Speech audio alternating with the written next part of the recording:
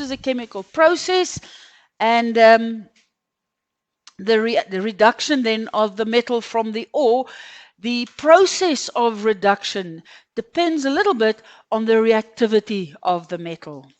The more reactive the metal is, something like aluminium, for example, is very difficult to extract from the ore, because if it's very reactive, it reacts very violently with oxygen and it forms a very strong bond between the aluminium and the oxygen. For you to go and break the aluminium from that oxygen in aluminium oxide, you will require to put in more energy than what was given out when it formed. All right. So we have different ways of reducing the metal from this purified ore. Now, the first one that they do is just very simply, they go and heat the metal in air. Now, I think I've said to you already, why was there first a Bronze Age before there was an Iron Age? Because bronze or copper then is less reactive than iron. It's easier to reduce it from the ore. And it's as simple as, if you have the ore containing the copper, you simply heat it up exposed to air. And then the heat from the air causes the sulfur, it's copper sulfide, to be released. It forms sulfur dioxide.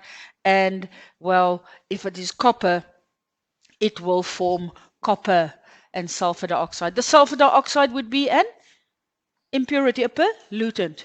All right. At Shumep mine, where they extract copper by smelting, there was lots of sulfur dioxide. They used to release it into the atmosphere. Nowadays, they catch it up. And what do they make from that sulfur dioxide? You must have seen the lorries going. At one stage, it used to be blue tankers. On the side of the lorry, it says sulfuric acid. Well done. Okay, people, sulfuric acid is used in the extraction of uranium from its ore. So they produce it over here. It's a waste product that they would have just released into the air. They produce sulfuric acid. They send it to Arandis, where they use it in the extraction and purification of the uranium ore. Okay, so if it is just copper sulfide, it's very easy to reduce the metal from the ore, because copper is fairly unreactive, and we will get copper and sulfur dioxide. This copper will not be perfectly pure, but it would already be in the form of a metal. Okay. Other ores, like iron sulfide, okay, iron pyrite, they heat it in air. It doesn't form iron metal, but it removes the sulfur as sulfur dioxide, and the iron recombines with oxygen, forming iron oxide. And the iron oxide can then be extracted in a process inside a blast furnace. All right. Iron is slightly more reactive than copper, so it's slightly more difficult to extract iron than what it is to extract copper. Now, when we have a look at the extraction of iron from its ore, the ore in which iron is mined is mainly iron sulfide, which then they heat in air and it becomes iron oxide. And the iron oxide then is extracted. They heat it together with coke. Now, coke is not the cool drink you drink. Coke is a form of carbon, okay, like coal, all right? So they add coal to it. The coal burns. It forms carbon monoxide. Then a process happens. The carbon monoxide is converted to the carbon dioxide is converted to carbon monoxide, and the reaction between the iron and the carbon monoxide occurs. These two fight over the oxygen. We find that the carbon wins, so it forms carbon dioxide and it releases the iron. Now we will go and have a look in more detail at the extraction of iron just a little bit later on. This is just a broad outline. The next step is a process called electrolysis. Now, electrolysis is actually a very expensive process, because you need to take the ore and you need to melt it. And sometimes the melting point is so very high that they have to add impurities to it because, for example, aluminium melts over 2,000 degrees. I think 2015 is the melting point for aluminium oxide. So they add impurities to it. They talk about a cryolite mixture is made, and this melts at a lower temperature. Okay, so you have to melt the ore. This requires energy. And then we need an electric current to be passed through this molten ore. That also requires energy. So electrolysis is a very energy-rich process, and we use this for the more reactive metals. All right? They say the more reactive metals, like sodium, magnesium, and aluminium, cannot be extracted by smelting. Now, smelting is the process we do in the blast furnace. Copper is extracted by smelting. Iron is extracted by smelting. Yeah, no, the process is smelting. Electrolysis then, only for the more reactive metals. We don't do it in this country. Our electricity is too expensive.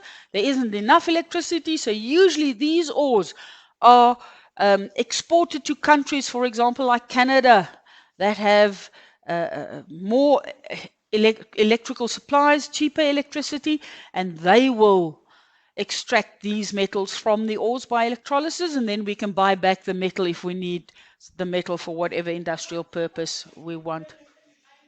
Yeah. Some of the metals that we work with are more well-traveled than what we are. Okay, because they have to be exported, taken out of the country, and then it is converted or extracted, and then from that point we can buy it back if we need it. All right. Now, the first major process that you need to know how it works is smelting. Now, there are two ways to do smelting. The one way is called an electric arc furnace. Now, in Shumep, we don't have an electric arc furnace. This electric arc furnace is slightly more sophisticated than the process in that used to be done at Shumep in the smelter there. All right, we'll have a look at that in a moment. Now, when we extract iron from its ore, the iron ore that we mine is mainly iron pyrites. It's iron sulfide. They say pure iron is very soft, steel is iron with a small amount of carbon in it, and making it harder and stronger. So, the desk chairs are made from steel. Okay? In other words, it's iron containing carbon. Pure iron is soft, it's almost like lead. If you have a sharp knife, you can scratch a chunk out of a piece of lead. All right? Now, iron is also like that. Without the carbon, the iron is not very strong. The moment we mix the iron with carbon, it becomes steel, and steel has got varying grades of hardness and strength to it, depending on the amount of carbon. Now, there is a YouTube video which we can go and have a look on Wednesday afternoon when we have the double period. I'll go and show you some of them in one of the periods. The electric arc furnace, it's basically a very large container into which electrodes go. These are specifically carbon electrodes. In this furnace over here, they go and put in the iron ore as well as some scrap metal and some calcium carbonate. When current flows through these electrodes into this mixture over here in the bottom, it passes the scrap iron that they add to this furnace, helps with the conductivity in the furnace. So the current can flow through the system. As a result of that, it heats up because of the resistance in the metal. We find that the carbon electrodes start burning. They become red hot, okay, and they react with oxygen in the furnace, and certain chemical processes occur. If we look at it step by step, scrap steel, okay, recycling of steel. They add it into the furnace there where they extract the ore. All right, so scrap steel, the iron ore, which is usually iron sulfide that has been converted to iron oxide, Fe2O3. I think it's just FeS. All right. And limestone. Now, limestone is calcium carbonate. Large carbon electrodes are lowered into that furnace. We find that sparks jump between the two electrodes. Remember, the one electrode is positive and the other electrode is negative. All right. And if there is something that can conduct between them, the current will flow through the system. All right, from one electrode to the other. Then the scrap steel is placed into the furnace. It helps with the arcing process. The arcing process is when the spark jumps from the one electrode to the other. All right. This arcing process also causes heating. Then we find the carbon from the electrodes burn away. They form carbon monoxide. All right, there's the reaction. Carbon plus oxygen gives me carbon monoxide. When do we get the formation of carbon monoxide? Why not carbon dioxide? There's not enough oxygen. Remember, incomplete combustion will give us carbon monoxide. In this case, we want carbon monoxide. So this is a whole big furnace in which there's a lot of combustion occurring. There is some carbon dioxide, but the carbon dioxide reacts further with the carbon and it forms carbon monoxide. And the carbon monoxide reduces the ore to iron and carbon dioxide. The reaction would be iron oxide plus carbon monoxide will give me iron plus carbon dioxide. What impurity would be in this molten iron? Yes, we have carbon rods, carbon electrodes. They burn, they form. There's carbon monoxide in this combustion process. All right, so there will be some iron mixed with, or the iron will be mixed with some carbon. This is actually quite desirable. Why? To make steel. Okay. Now, when we go and have a look at the blast furnace, just in the next step, you will see that the blast furnace is a more crude, a more primary way of extracting the iron ore.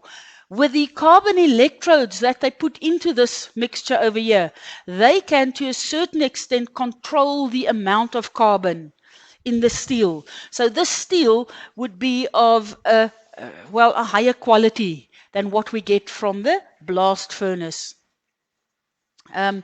Here are just the reactions. The carbon monoxide reacts with the iron oxide, forming iron and carbon dioxide. This carbon dioxide goes back into or stays in the system. We find if carbon dioxide reacts with carbon, it forms carbon monoxide again. So this is all part of the production of carbon monoxide. The limestone decomposes. The limestone is the calcium carbonate. It decomposes, it forms calcium oxide and carbon dioxide. This carbon dioxide is part of the system, carbon dioxide reacting with carbon, forming carbon monoxide that reduces the ore. Now, the function of this calcium oxide reacts with impurities, the sand and the stuff, and it forms something called slag. Okay? Slag is the stuff that floats on top of the molten iron ore. And they can remove it because that slag contains impurities. All right. When you weld with a steel, weld steel with a rod, the outside layer of the rod has got a compound on it that reacts with impurities and oxygen, etc. And you knock it off with a hammer, you chip it off afterwards. This allows you to make a very strong metal weld because at high temperatures, iron wants to react with oxygen. And this stuff prevents that from happening. So you don't get iron oxide in your weld because then your joint where you welded will simply rust eventually. Okay. If we look at the extraction of iron from the blast furnace, here we have a diagrammatic structure of the blast furnace. It's a long, tall chimney. And they go and add the iron ore, the limestone, and the coke from the top. They pour it in. This whole system allows for air to travel through it so that combustion can occur. The coke burns. It causes the limestone calcium carbonate to break up. Here's the calcium carbonate. It breaks up, forms calcium oxide and carbon dioxide. The coke burns. It forms carbon dioxide. Why do we want carbon dioxide? Carbon dioxide will react with coke, forming carbon monoxide. And we want the carbon monoxide because the carbon monoxide will reduce the iron from the ore. Over here we find this carbon and that iron, they fight over oxygen. What happens is iron loses the fight, carbon wins the oxygen. Yes. Yes, well, in this sense. Okay. So carbon gains the oxygen. We say the iron ore is reduced to form iron. All right. Once again, the calcium oxide, what will that do? It will react with impurities, forming slag. The slag is usually floating on top. Here they show in the furnace. Over here is the pure molten ore or metal we want. It's tapped off. And the slag over there is tapped off. Now, slag in itself is not totally wasted. They use it in building of roads. All right, part of the substructures. So just here the bulleted points. Heat from the furnace causes the calcium carbonate to decompose.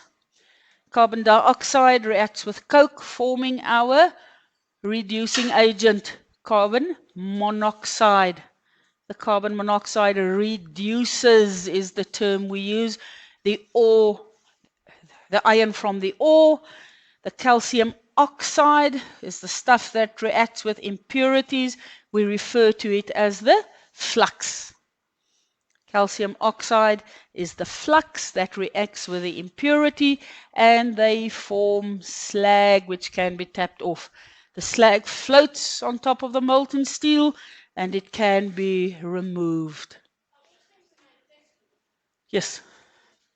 The steel that is formed in the blast furnace will contain lots of carbon. The one from the electric arc furnace will also contain carbon, but a smaller amount. Okay, so you have a higher quality steel from the electric arc furnace than what you do have from the blast furnace. We refer to this first impure product of carbon as cast iron or pig iron. Is there a use for that? Yes. Cast iron, we make drain lids from them. We make the three-legged pots that we cook food in from them. All right. But what do we know about this steel? It's very brittle. If I drop a lid of one of those iron pots, it breaks. Yes. Okay. Even though it is very strong, it is brittle because it contains lots of carbon. Excess carbon can be removed. They go and take this cast iron, they go and melt it down once again, and then they blow oxygen through this molten carbon. What's going to happen? The carbon is going to react with the oxygen, and it's going to form carbon dioxide, and you will be left with steel that contains less oxygen. And so you can keep removing it until it is at the level that you want it. High carbon steel, medium carbon steel, low carbon steel, etc. Okay, so they call this oxygen pipe that they bubble the oxygen through this molten cast iron. They call it a lance, and the molten steel is then cast into blocks called ingots, or even steel bars sometimes. It depends on what the processing plant looks like.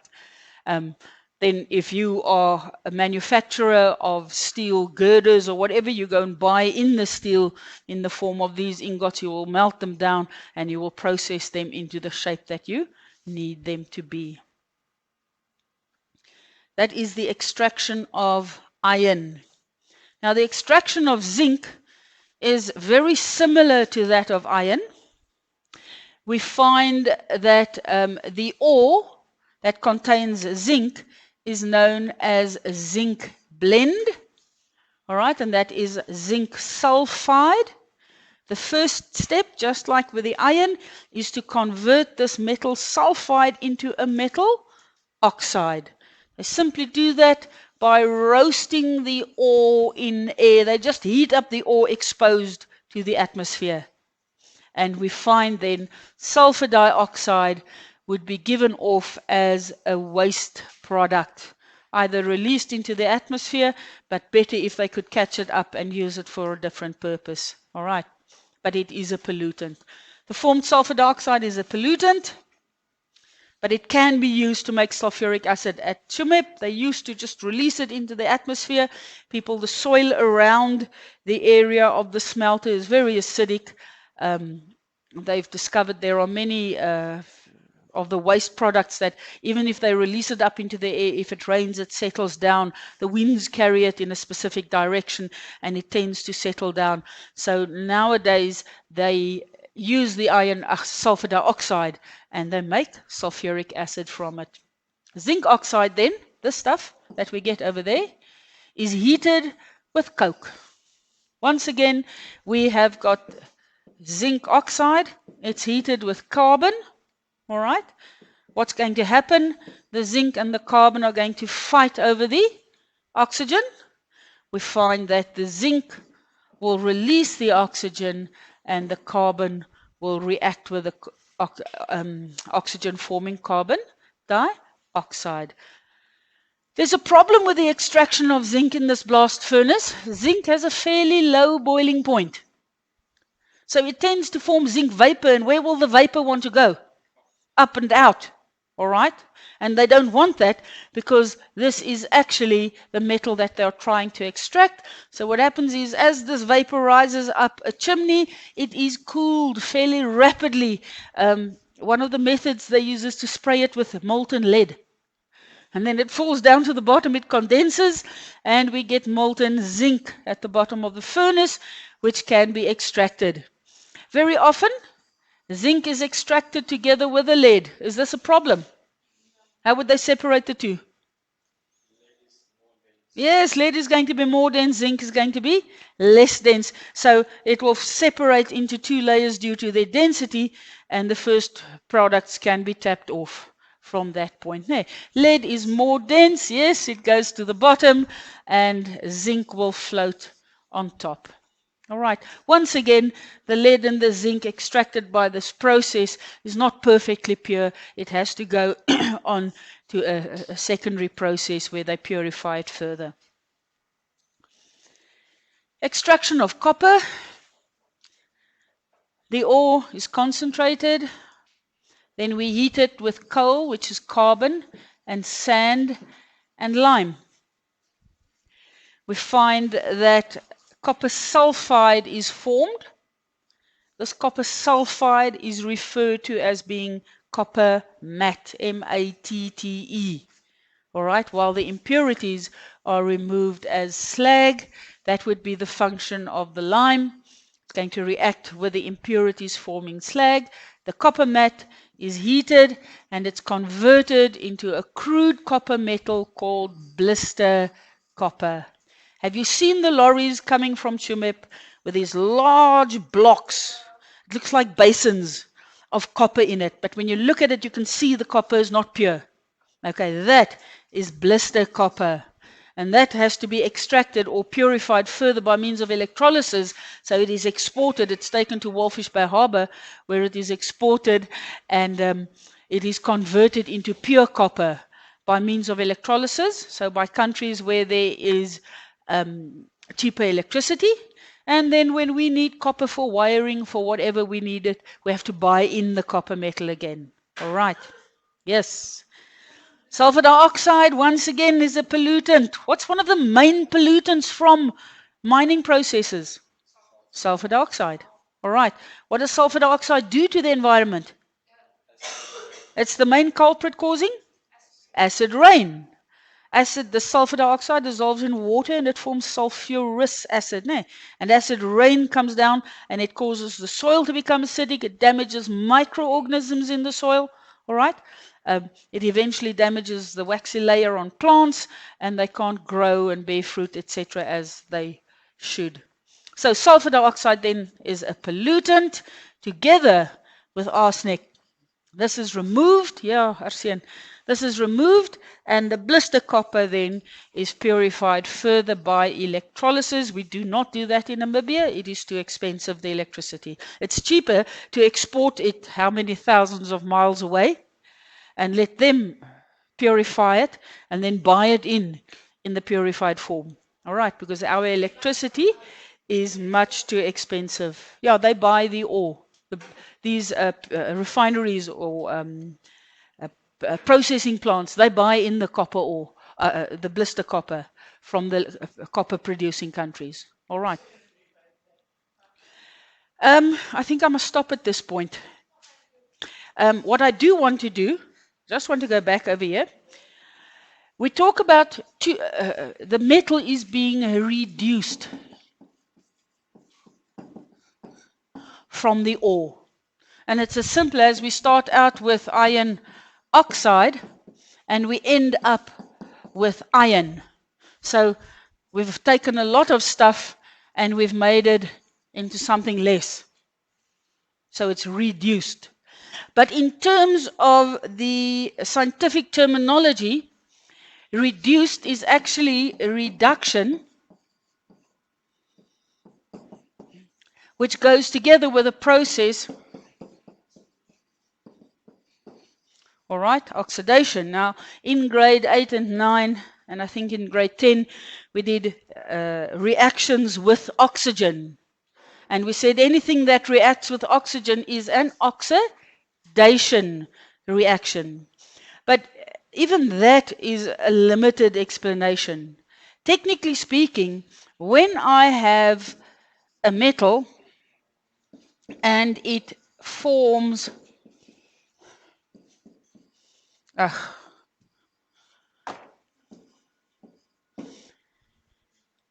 when a metal loses electrons, all right, we have oxidation. So the loss of electrons is oxidation. These electrons must go somewhere. All right? Reduction is a gaining of electrons. Now let's go and have a look at if I have iron oxide plus carbon monoxide, I will get iron plus carbon dioxide. Now, it's more difficult for you to see it at this point with the carbon, but if I go and have a look at this iron oxide, it's an ionic compound. Do you agree with me? And in this ionic compound, the iron consists of iron plus 3 and the oxygen minus 2 charge. So if I go and have a look at the metal that is formed over here, is it in the form of ions? No, it's in the form of the metal. Hasn't lost or gained electrons. Can you see that? So we say this thing's oxidation state is 0. So for a substance to go from a plus 3 state to a 0 state, must it lose or gain electrons? It must gain electrons. Okay, it gains 3 electrons to get that. And if we go back to the definition of reduction, what is reduction? It is the gaining of electrons. If we go back and we're going to have a look at the carbon, can you see this carbon has got 1 oxygen, but there it's got 2. So it has reacted with oxygen. And what is a reaction with oxygen called? It is called oxidation. All right, now in one of the next modules that we will do, we will go and have a look at reduction-oxidation reactions. But for this work that we are doing with the extraction of metals, just understand that we say the metal is reduced from the ore. Technically, it actually means the metal ions have gained electrons to form the metal.